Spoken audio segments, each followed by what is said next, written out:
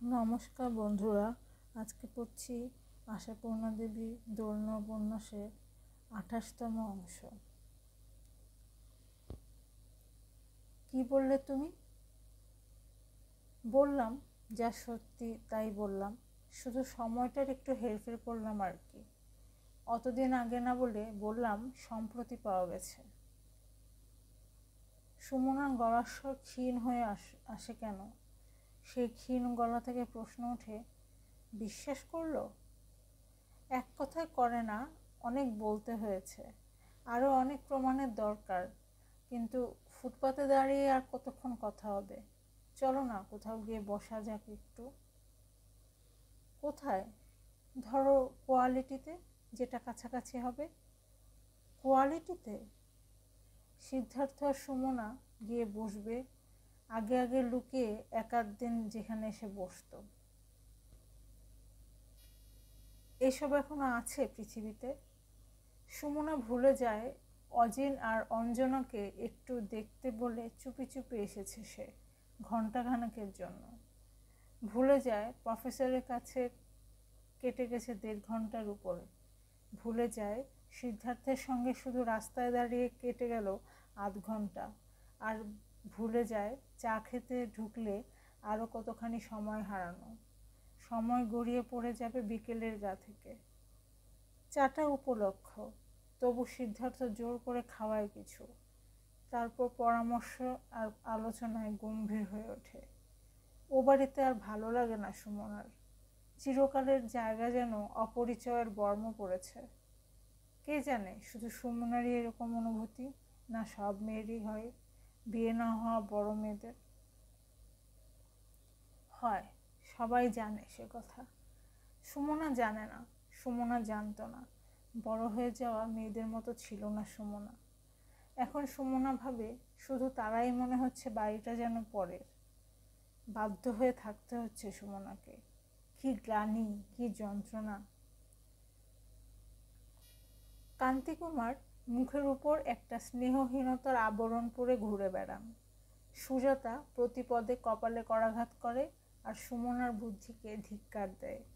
বাড়ির লোকদের চোখে ক্রমশই একটা অনমনীয় সংকল্পের দৃঢ়তা। ছোটরা কাছে আসতে চায়, কিন্তু বোধ করি ওপরওয়ালাদের নিষেধে থতমত খায়। অসহ্য, বড় অসহ্য। যাকে নিয়ে এত গোলমাল তাকে বিদায় করে দিলেই হয়তো আবার আস্তে আস্তে ওরা প্রসন্ন হবে। হয়তো বাবা বলবেন, সুমি আজ তোর কটায় ক্লাস, গাড়িকে বলে রাখবো।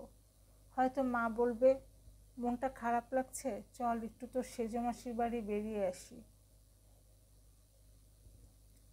হয়তো ছোট কাকাও বলবেন, সুমিটার চেহারাটা বিশ্রী হয়ে গেছে, ওকে একটু দেখাশোনা করো বৌদি।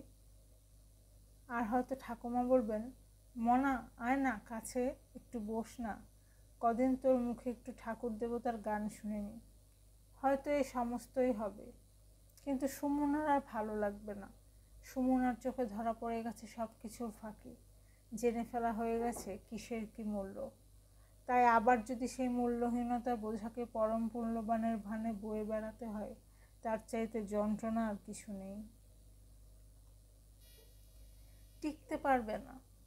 আর সেই ছোট্ট ঘরখানার বিরাট শূন্যতা, সেও কি অহরহ গ্রাস করবে না সুমনাকে? কিন্তু এই বাড়িতেও সুমনাকে নেবে না। সিদ্ধার্থর বাড়িতে সুমনা বুঝতে শিখেছে। শুধু সুমনার বুঝতে শেখা নয়, নিজের মুখে বলতেও লজ্জা পায় না সিদ্ধার্থ। বলে, তোমার হিতৈষিনী জেঠিমা যা একখানি ছুরি বসিয়ে রেখেছেন, তাকে টেনে তুলতে গেলেই রক্তপাত, রোগীর মৃত্যু। অতএব কি করা, সেই আলোচনাতেই কেটে যায় ঘন্টার পর ঘন্টা। বিকেল গিয়ে সন্ধে নেমে আসে। স্থির হয় বিয়েটার আর দেরি করা নয়। ওটা করে ফেলে ঘাঁটি শক্ত করে নিয়ে ছোট একটি ফ্ল্যাট নেবে সিদ্ধার্থ। কোথায় পাবে তাও আছে তার সন্ধানে। এক বন্ধুর বাসার বড় ভাড়া বেশি, 2খানা ঘর বিলি করতে চাইছে, অবশ্য বাড়িওয়ালার চোখে ধুলো দিয়ে। হোক, অত সস্তায় কাজ নেই। ইদানিং তো এই তালেই ঘুরছে সিদ্ধার্থ। সামনে যে চার্টার্ড অ্যাকাউন্টেন্সি পরীক্ষা তা খেয়ালও করছে না। বাসা নেবে, দুজনে পাতবে ছোট সংসার। না, কান্তি কুমারের কাছে হাত পাতবে না সিদ্ধার্থ। হাত পাততে গেলেই কথা উঠবে উভয় পক্ষের সম্মতির। সম্মতি কোথায়? সেই সাপের পা, ব্যাঙের হাঁচি, 7 নক্ষত্রের জল। অসম্মতি তো অনিবার্য। তাছাড়া কি দরকার সেই বর বামুন নাবিদ পুরুষ, হই হই রই রই। সুমনার আর রুচি নেই তাতে।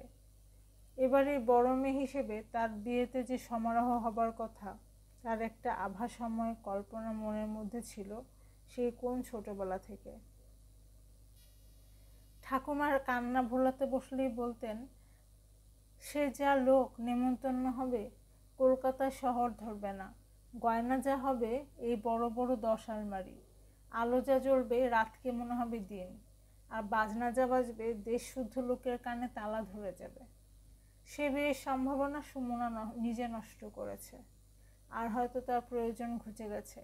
এবারে ঋণ আকণ্ঠ হয়ে উঠেছে সুমনার, আর বেশি না জমে। অতএব ওরা নিজেরা বিয়ে করবে। আর তার আগে একদিন সিদ্ধার্থর সঙ্গে গিয়ে জন্ম পরিচয়হীন ছেলেটাকে জন্ম পরিচয়হীনের গোত্রে মিলিয়ে দিয়ে আসবে। করবে মন কেমন হবে কষ্ট। কি আর করা যাবে? ভুলে যাবে লেখাপড়ার মধ্যে। সত্যি তো, আর নিজের নারী ছাড়া ধন নয়।